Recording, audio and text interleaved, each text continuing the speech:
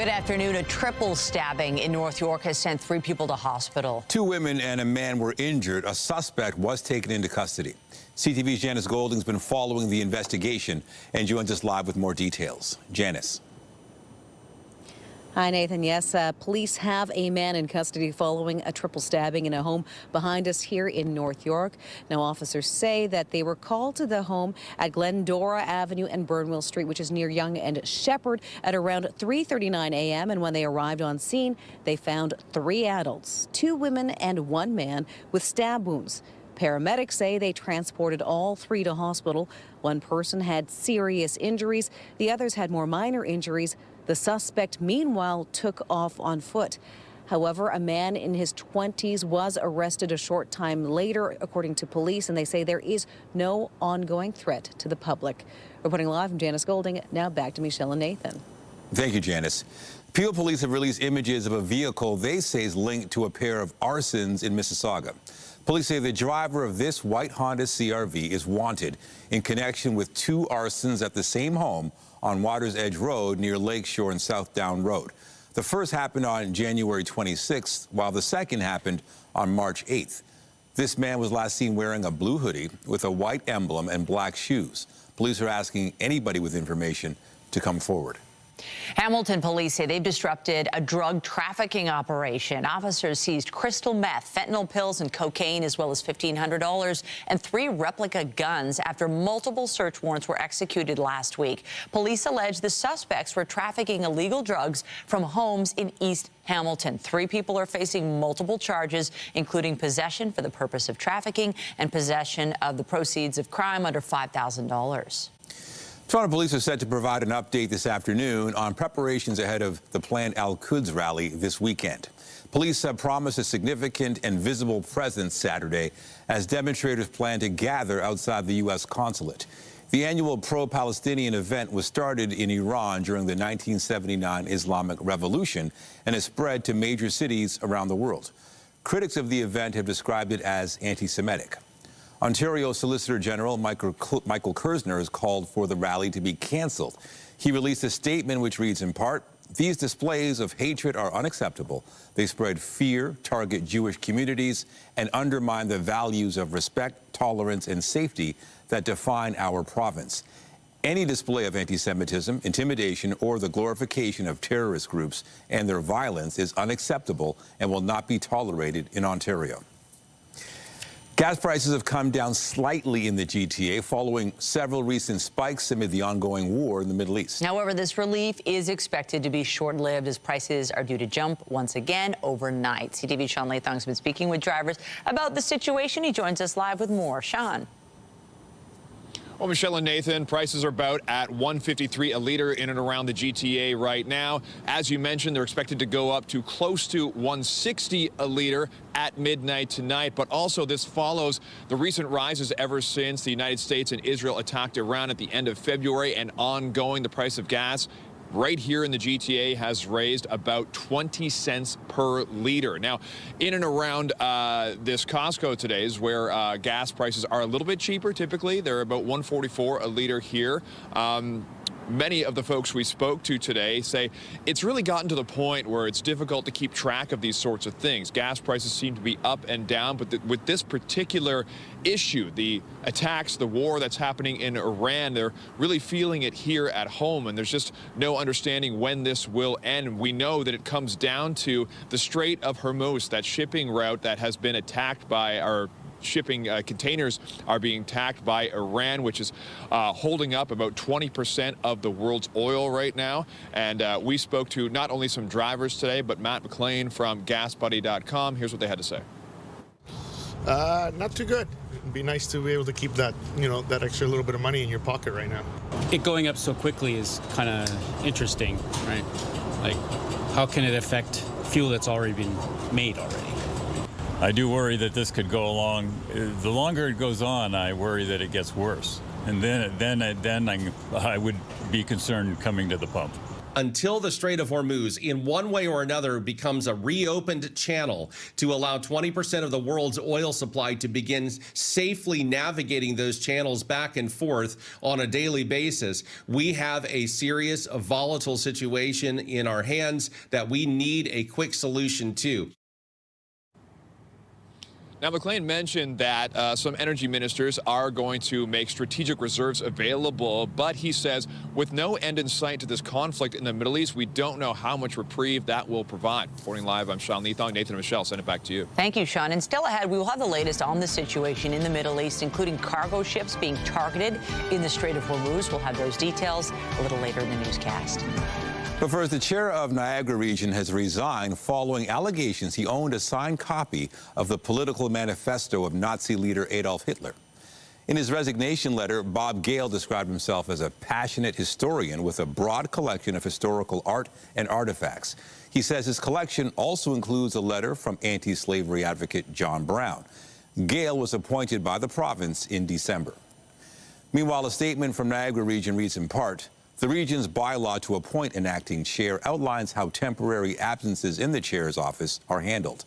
This includes a rotating list of acting chairs who can attend to all regional chair duties and ensure uninterrupted regional activities. Lincoln Councillor Rob Foster will serve as acting regional chair for the remainder of the month of March.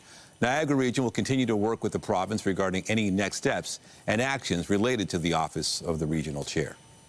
Bike Share Toronto says it's adding more e-bikes and charging docks to meet increased demand in the city. The agency says there was a 40% increase in ridership last year compared to 2024. There was also a 10% increase in total rides, with 231,000 people using the system for the first time in 2025.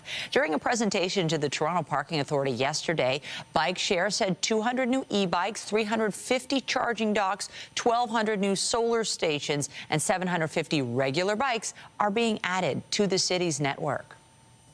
Well, high school students across Ontario were out in the rain yesterday to protest recent changes to OSAP. They say the changes to funding will prevent them from being able to get a post-secondary education. CTV's Jeff Pickle has the details. On a cold, rainy day, hundreds of students from local high schools sending a message to the Ford government. You know, university costs a lot, and I would love to have that help, and I think this is something we need to fight for. Last month, the Ford government announced major changes to the OSAP structure. Under the old system, up to 85% of funding was offered in grants and the remaining 15% in loans. Under the new system, only 25% will be grants, the remaining 75% in repayable loans. I grew up poor, so this, it feels like a specific threat to those who aren't as privileged. Students say changes to OSAP create a more uncertain future. As far as I understand, it's a really significant amount of money that's being taken away from students. It's not only a deterrent, but it's also just that much harder once you're actually there. Some feel under the new model they may not be able to go to school at all. I'm not going to be able to go to school without OSAP, without the funding. Nursing is such an incredible thing that I want to go into, but it's so expensive. The government says the former model was unsustainable, and these changes are necessary to ensure the future of the program. I'm a mom of 2 teenagers, and I don't think this is how we should be funding our post-secondary education, is cutting the funding for low middle-income students. Kitchener Green MPP Ashton Clancy was at the rally. She says the new model is placing too much of a burden on young people. And now this will just lead them to what's called a debt sentence. We're moving to an American-style way of funding education, and it'll be off the backs of low and middle-income students. After a similar rally last week at the University of Waterloo, province-wide student strike! Province-wide student strike! Those most impacted by the new changes are doing everything they can to be heard. Jeff Pickle, CTV News, Kitchener. March break is quickly approaching, and many families are set to get away before the end of this week. As a result, Pearson Airport is preparing for one of its busiest travel weeks of the year. Our John Musselman joins us live from the airport with what people need to know ahead of their getaways. What's the atmosphere like, John? Well, Michelle, it's one of those days at the airport when everyone's in a good mood because it's the March break getaway. It is quite busy here at Terminal 1. It was busier this morning, but people are heading just about everywhere you can think. We heard Japan, Vietnam, France, Italy, Florida, Cancun, Mexico.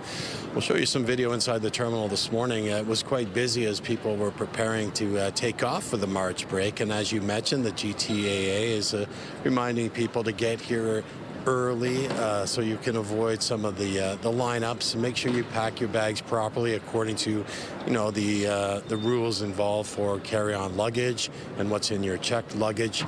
Again, the weather's been good, so air traffic is moving very well, and they're hoping that'll last throughout the week because we're talking about 1.7 million over the March break. We spoke to the GTA spokesperson this morning and some passengers. Here's what they had to tell us.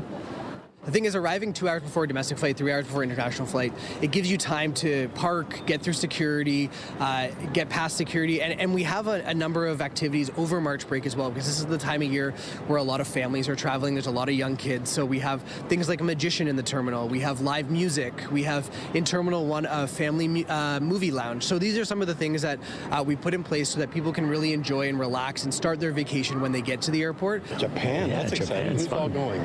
Family. Tell us where you're going. Cancun. Nice clear water, hopefully no seaweed, and just being warm. So we heard from all kinds of travelers. We'll have much more on this story tonight on CTV News at 5 and 6. Reporting live inside Terminal 1, I'll send it back to you. Right. Thank you, John.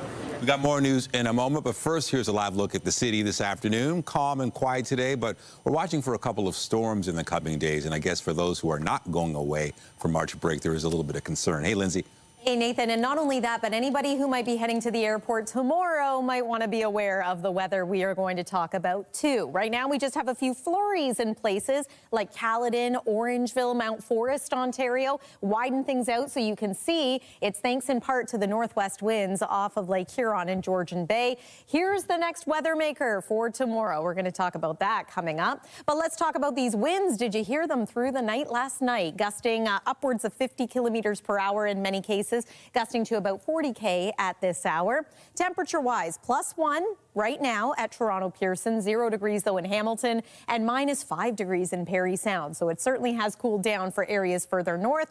+2 is our forecast high for today. Chance of flurries today, but it's measurable snow for tomorrow. Lots to talk about in your weather forecast. That's coming up. For now, Nathan, back to you. Thank you, Lindsay. A troubling trend on the road is costing Canadians money as criminals stage collisions and fake claims to make profit. That's driving up premiums for everyone else. W5's John Woodward takes a closer look at the tactic and how investigators are trying to catch those responsible. This is dashcam video of a car cruising along Toronto's Highway 407, and it abruptly turns and hits a guardrail. No one was injured. The driver claimed he swerved to avoid another car and looked to Aviva Insurance Company for a potential payout of thousands of dollars.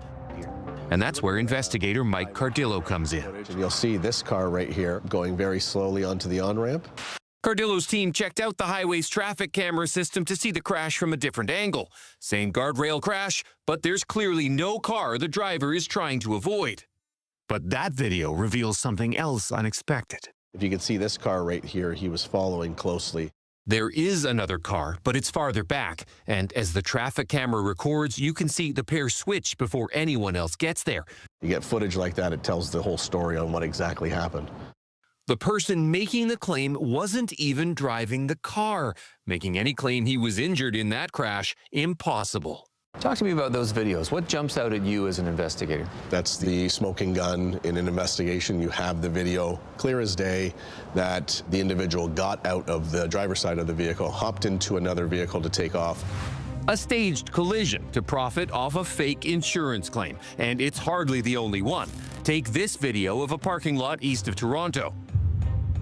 A dramatic rear-end crash that sparked a claim that Aviva believed was also fake, asking the driver enough questions that they abandoned the claim. Cardillo and his team have been inundated with staged collisions this year. Their figures show across the country the number has risen some 400% in 2025 to about 1,066. We're really facing challenges with Jamie Lee is Aviva's head of fraud and financial crime. That's a tremendous increase. Yeah. What accounts for that? What we're seeing is actually vehicle theft has been decreasing, which is great because some of the actions that government and the industry and law enforcement have been taking is working. That's the good news. A report by a national insurance group says while some 60,000 vehicles were stolen in 2024, that dropped by 18% in 2025. But here's the bad news. Unfortunately, organised criminals need other means to make money, and now they're turning to other auto fraud-related crime. Auto thieves are moving over to insurance fraud. Aviva, not the only company to be hit.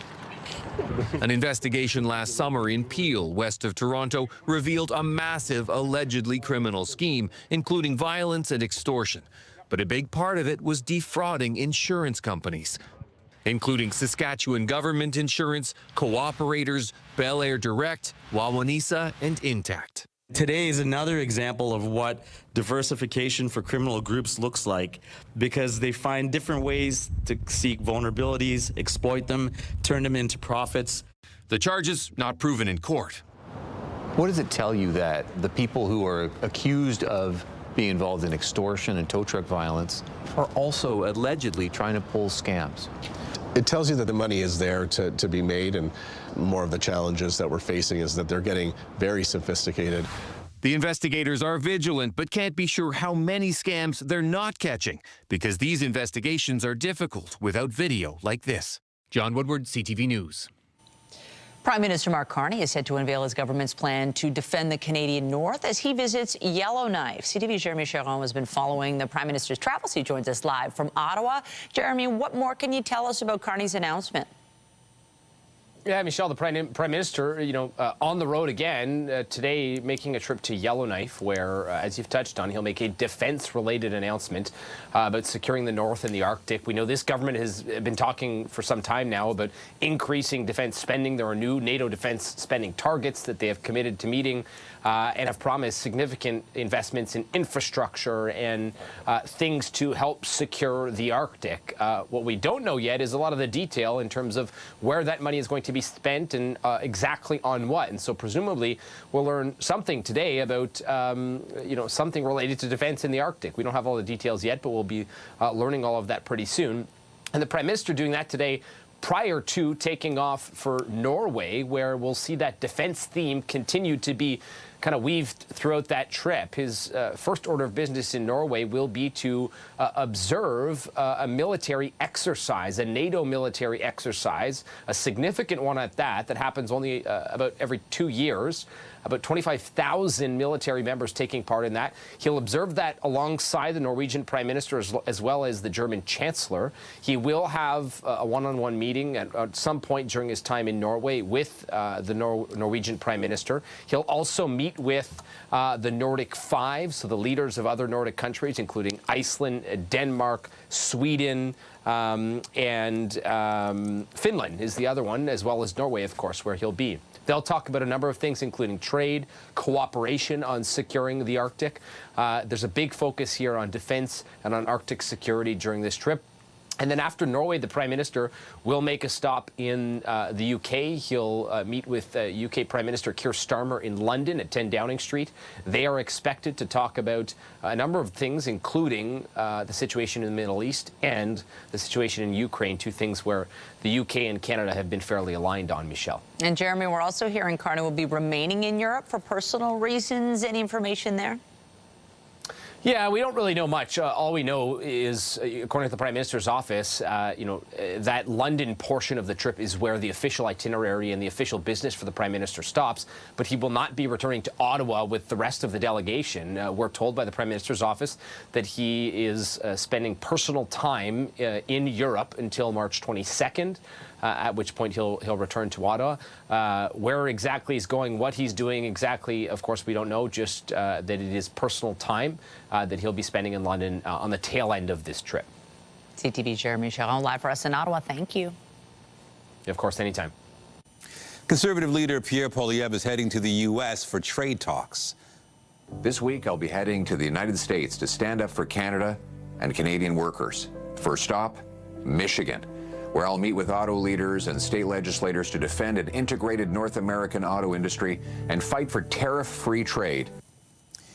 In addition to Michigan, Poilievre will be heading to Texas to meet with energy industry executives. He'll also be speaking at an event in New York hosted by the Foreign Policy Association. A group of Indigenous chiefs from the prairies met with King Charles at Buckingham Palace yesterday. The focus of their visit was concern about the threat of separatism in Alberta. CTV's Kathy Lee has those details. Inside Buckingham Palace, a rare private meeting between King Charles and Treaty 6 First Nations leaders of Saskatchewan and Alberta. It was actually an amazing experience. Grand Council Chief Joey Peach was one of 7 in the delegation. Speaking from London, he said the meeting reaffirmed the treaty relationship with the Crown and that the King expressed his concern about the growing separatist movement in Alberta. I said, yes, the province does not care about the treaties or the Crown. And then he said, oh, really, again? He didn't like that. The treaty is law, and it's part of the Constitution. It cannot be broken, and it supersedes any legislation. For months, Alberta separation supporters have been collecting signatures on a citizen-led petition. We have taken particular and specific steps to making sure that First Nations and treaty rights are respected. But Indigenous leaders have filed court challenges against the petition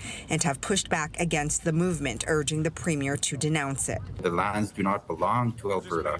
So when we're talking about separation, and these separatists that would like to leave, you know, that they have absolutely nothing to take. Ahead of Quebec's 1995 referendum, several Indigenous communities held their own votes and rejected leaving Canada. Indigenous people had an impact on that. We started to see some conversation on how Indigenous nations have to be respected and reflected. For these 7 chiefs, their messages delivered directly to the Crown. Yes, I do feel he was listening. And returning to Canada, hopeful about what comes next. Kathy Lee, CTV News, Calgary.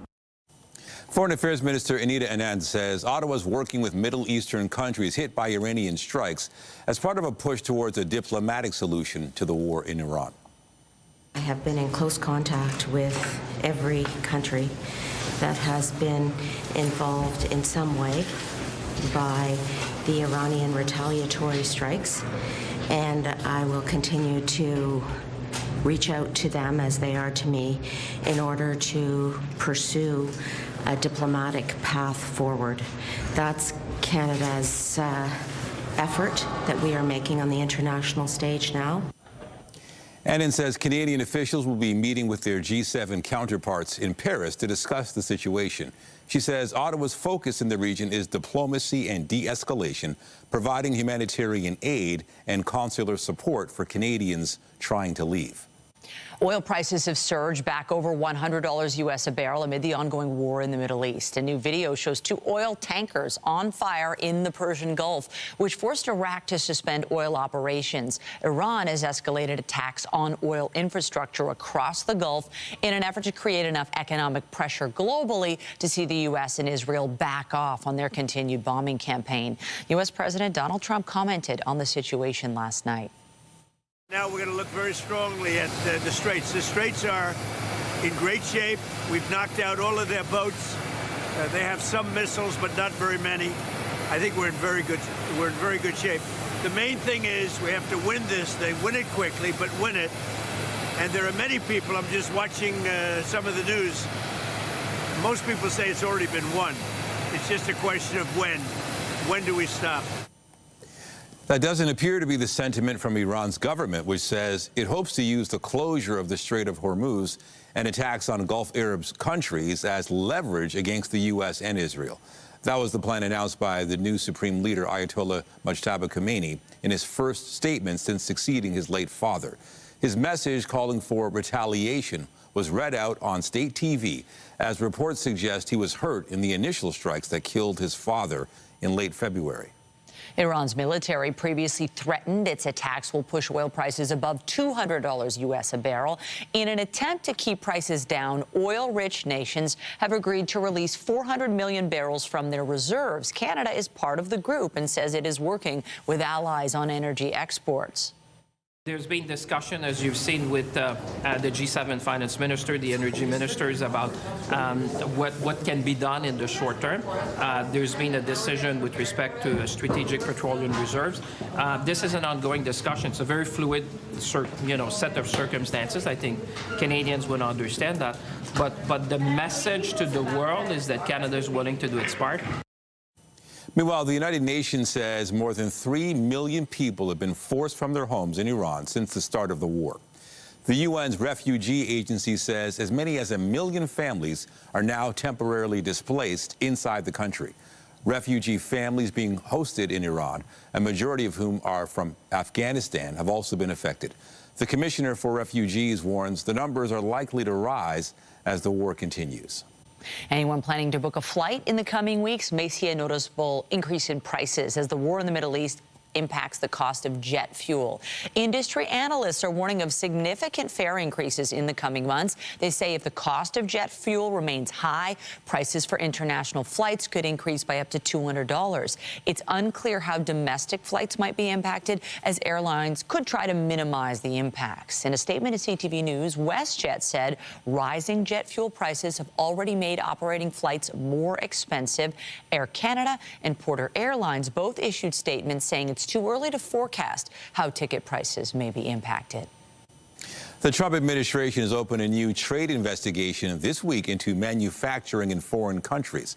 The move comes as the U.S. government looks for ways to replace hundreds of billions of dollars lost in revenues following the U.S. Supreme Court striking down some tariffs.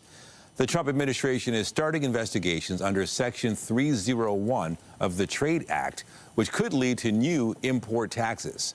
U.S. Trade Representative Jameson Greer says the investigation is evaluating where government backing might be giving other countries an unfair advantage over U.S. companies. He also says the goal of the investigation is to protect American jobs. Ahead of this summer's CUSMA trade review deal, or trade deal review, Canada is not on the list of countries targeted by these Section 301 investigations, although Mexico is. Well, we have found ourselves in a bit of a pattern where we have an active weather day, then a bit of a break, and then more active weather. Well, today's the calm and quiet day, so might be a good opportunity to head outside, maybe lace up your skates. Here's a look at what you can expect for this evening. It is going to be a little chilly at times, especially when we take the winds into consideration, and the wind chill overnight will make it feel like -8. Here's tomorrow's storm, and yeah, it's not the only one in the short-range forecast. Bit of a break on Saturday, and then look what's coming for Sunday. And yeah, these ones are going to bring us a little more snow than we've had in recent days. Stay with us. We'll take a detailed look at your weekend forecast and beyond after the break here on CTV News at noon.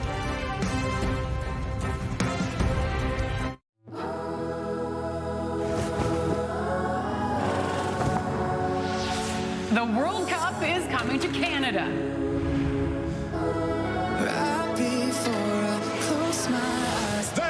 Dreams are fulfilled. Canada, this is the moment we've all been waiting for. That's what they came for!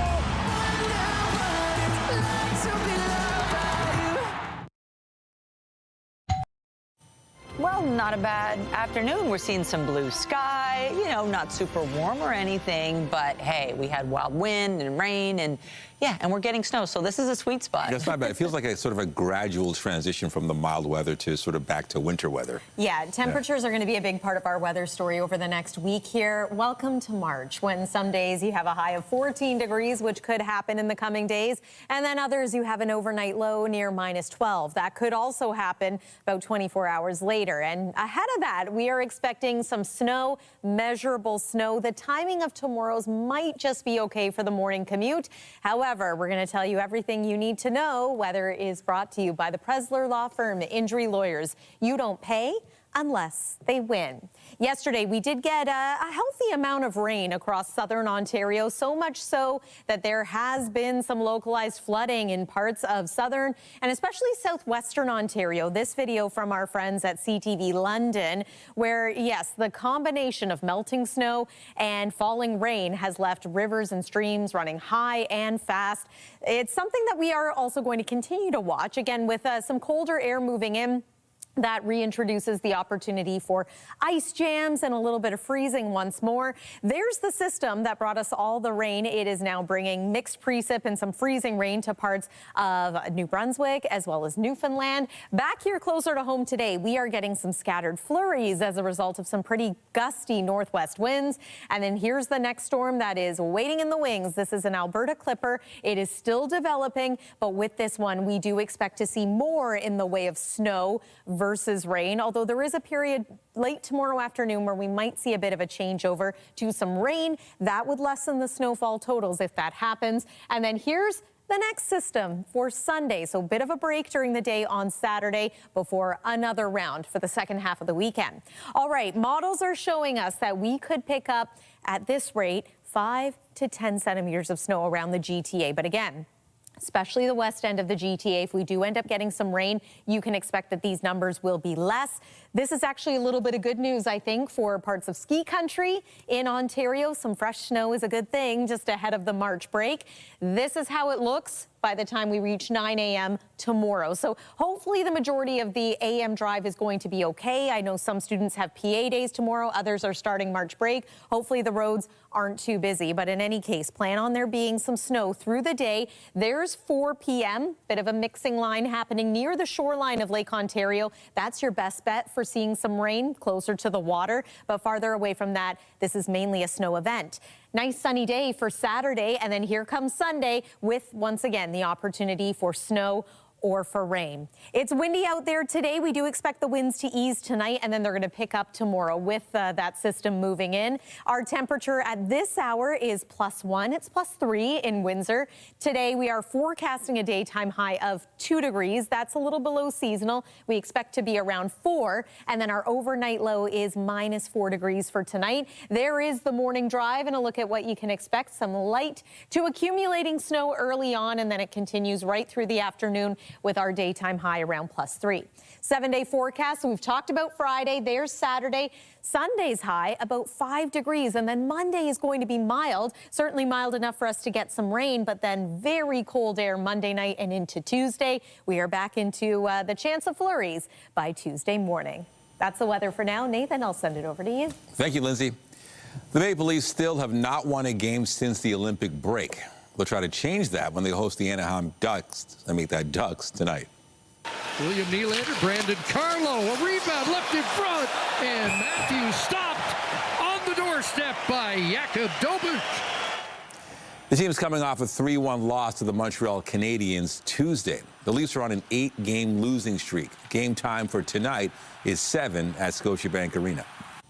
Team Canada is set to take on Team USA in the quarterfinals of the World Baseball Classic tomorrow. 0-2 in the air, 2 left. Here comes Owen Casey. And for the first time in its history, Canada is headed on to the World Baseball Classic quarterfinal. How about that? Canada advancing at the tournament for the first time ever with a 7-2 win over Cuba. The team will face a stacked Team USA in Houston tomorrow night. Go ahead. Oh, I'll take it. A Toronto man is taking the idea of being an active senior to the next level. He's a multi-sport athlete still competing at 102 years of age. CTV's Andrea Case has the story. The 60-meter dash at the Canadian Masters Championships. And they're off. 40 seconds later, and the last to cross the finish line was Atar Singh Sekhon. Not bad for an old man. How old? Sekhon is 102. Through his son, Jokinder Singh Sekhon, Atar says he's feeling very good today. Legally blind and hard of hearing, Joginder is by his side as a precaution. He had a busy weekend. In addition to the shot put, he took on the 50-meter and 200-meter race, winning each in his age group at a competition for athletes over the age of 35. But at his age, he's the only one in the 100 to 104 category. Sekhon moved to Canada in 1988 at the age of 64 and began exercising in his 70s to stay in shape. But he didn't start competing until 2017 at the age of 94. He hopes he lives more longer. So long he lives, he will keep doing all these athletic activities. As a Sikh, Attar says if he is reincarnated, he hopes to return as an even better athlete. It's easier to raise strong and positive kids than to repair broken adults. If I can do at 102, why not other levels of age people can do these things? Andrea Case, CTV News.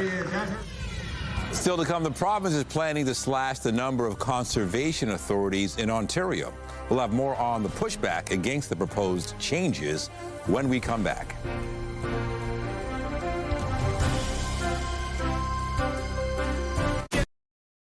The province is outlining its plan to reduce the number of conservation authorities across Ontario. The move is being met with resistance from municipalities, with some wondering why it's happening at all. CTV's Spencer Turcotte reports.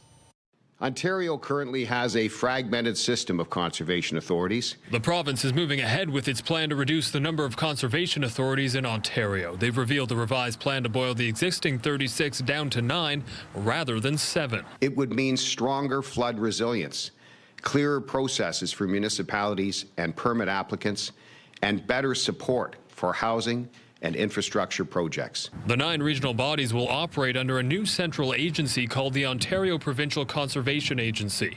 Environment Minister Todd McCarthy says the new model will improve service while protecting local expertise. One that would strengthen watershed management, improve service delivery, and continue to protect local knowledge and decision-making. The Grand River Conservation Authority will merge with 3 others to form the Eastern Lake Erie Regional Conservation Authority. In the previous plan, the GRCA was grouped with a bigger portion of southwestern Ontario that stretched to Windsor. The new version essentially splits that in half. Green Party leader Mike Schreiner has concerns. Well, it's just reckless on the part of the province to dismantle conservation authorities in the way they're doing it. He worries the plan could undermine local decision-making and, in turn, put more control in the Premier's hands. What's at stake is the ability for people on the ground who live locally, who understand this watershed, to be able to have the ability to make decisions to protect our homes, our property, our communities, people's lives and livelihood from flooding. While the Minister of Environment says the government considered plenty of feedback from municipalities, Waterloo's mayor says not so. And the preference is come and talk to us first rather than just force these changes upon us and forcing us to constantly react. Compounding those frustrations, she says, is the fact that municipalities pay the majority of costs for conservation authorities. Despite the displeasure, the consolidation is expected to begin this spring and be complete by early 2027. Spencer Turcotte, CTV News, Kitchener. Researchers in the U.S. and Australia say they may have identified a promising new way to diagnose and treat depression at its earliest stages. A team at the University of Minnesota gathered brain scans and blood samples from patients aged 18 to 25 who'd been diagnosed with major depressive disorder. Scientists at the Queensland Brain Institute then analyzed the data, and they say they spotted an unexpected pattern. Brain and blood cells in those young adults produced more energy when at rest, but then had trouble stepping up that production when under stress. The researchers say the findings suggest it's the struggle to cope with increased energy demand that could be leading to low mood, reduced motivation, and slower cognitive function. The findings were published in the journal Translational Psychiatry. A new device being developed by Guelph University researchers is promising new hope for people with Lyme disease. They're using biosensors to detect the disease as early as possible. CTV's health reporter Pauline Shan has the details. Diagnosing Lyme disease has been a challenge for decades. It's easy if you spot the telltale bullseye rash in the earliest stages of infection, but others will have to rely on a 2-tier diagnostic test after other illnesses have been ruled out. What that basically means is that it's looking at the patient's immune response for evidence that it's seen the pathogen. So it doesn't detect the Lyme bacteria, only whether your immune system has ever reacted to it. If the bacteria has not been in your system long enough for an immune response response, you'll get a false negative. And if you had Lyme long ago, but then had another more recent infection, the test is also useless. But a new device, known for now as the Lyme biosensor, promises to revolutionize Lyme testing by looking for the bacterium itself. We see it as finding a needle in a haystack. It's hiding. And so there's typically not enough material to trigger a positive on these biochemical or molecular assays. So that's why we've been stuck in this immunological model of testing for Lyme disease. It only takes a fraction of a drop of blood for their test. So that blood goes on a specially prepared surface. That surface, scientific term for that surface is called semiconductor. The semiconductor, like those used in electronic devices, is extremely sensitive, enough to detect the Lyme disease-causing bacteria, Borrelia burgdorferi. The sensor is the product of an absolutely brilliant platform. The biosensing device itself was developed by Dr. Gil Shalev at Ben-Gurion University. I have a tremendous sense of optimism with this test. We want people to know that we believe it's possible for this type of intervention to come to market eventually and to make a big difference in the lives of Canadians. It is still under development at the University of Guelph, but eventually they hope to have small biosensors widely available at hospitals and doctors' clinics. Pauline Chan, CTV News. Still to come, preparations are underway for the Oscars. We'll have a preview of Hollywood's biggest night when we come back. New numbers from Statistics Canada show exports of vehicles and auto parts have hit a multi-year low. The exports dropped just over 21% to $5.4 billion in January. The numbers have not been this low since September of 2021. Exports of passenger cars and light trucks dropped more than 32% in January, while overall U.S. trade dipped 3.8%. The new cap on NSF fees for banks begins today. The new federal rule means banks are not allowed to charge more than $10 to people who don't have enough money in their accounts to cover a check or pre-authorized charge. The changes also prohibit banks from charging more than one fee over 2 business days for the same account, as well as banning charging the fee when the account shortfall is under $10. The new cap is expected to save Canadians more than $600 million annually. Preparations are underway in Hollywood ahead of the 98th Academy Awards this weekend. Host Conan O'Brien helped the production crew roll out the red carpet yesterday. This will be the second straight year the former late-night host will serve as MC for the awards show. The Oscars set to be handed out 7 p.m. on Sunday, and you can catch the broadcast right here on CTV or stream it on Crave. Coming up, making gifts fit for a king. We'll have more on the unique items presented to the royal family during the visit by Indigenous leaders when we come back.